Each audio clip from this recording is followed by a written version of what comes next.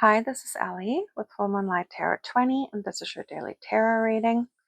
Now, these are always general readings, so if they do not resonate, don't try to make it fit. If it doesn't feel like it's your reading, it probably is not.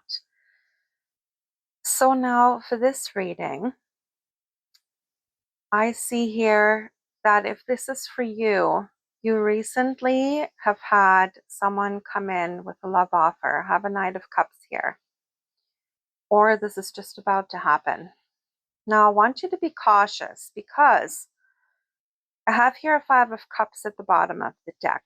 And I feel like either you or this person are in this energy of crying over spilled milk, like not being over something that's just recently happened. I take this as either you or this person have just recently ended another connection. And you're not quite over that grieving process. I feel like this is an energy of not being ready for another commitment because there's some time needed to heal from what's happened and to get into the right frame of mind mentally and emotionally to actually be able to connect with another person without there being any toxic entanglement such as codependency.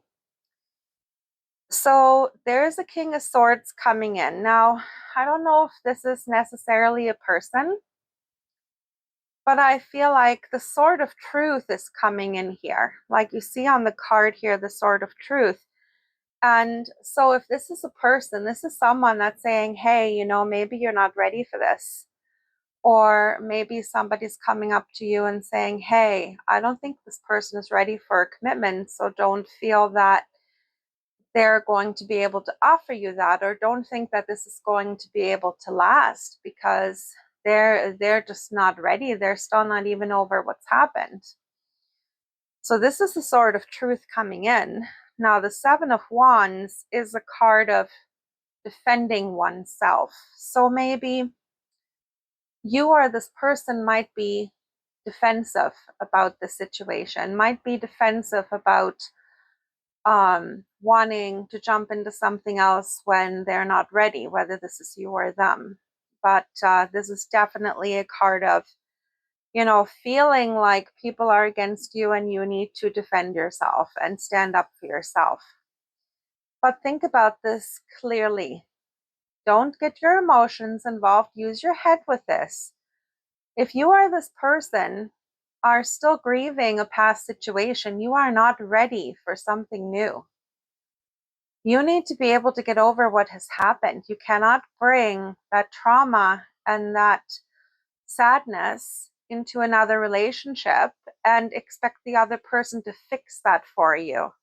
Because no person can heal you, no person can fix you. You have to do that yourself.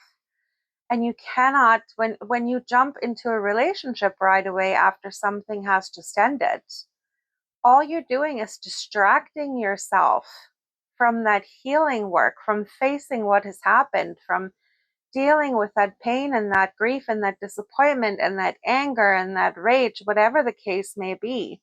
You're not facing it. You're hiding from it. You're drowning your sorrows.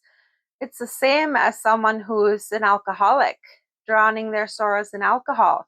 Instead of drowning your sorrows in alcohol, you're trying to drown them in another relationship, in another person, and you're pulling that person into your trauma and into your negativity. And quite frankly, you're pulling them into a toxic, codependent dynamic.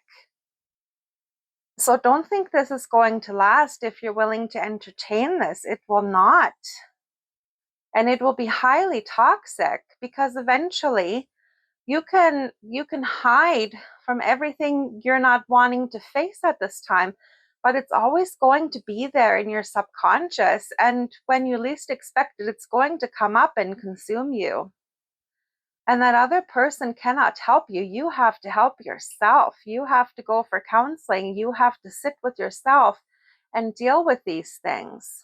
Don't put this on another person.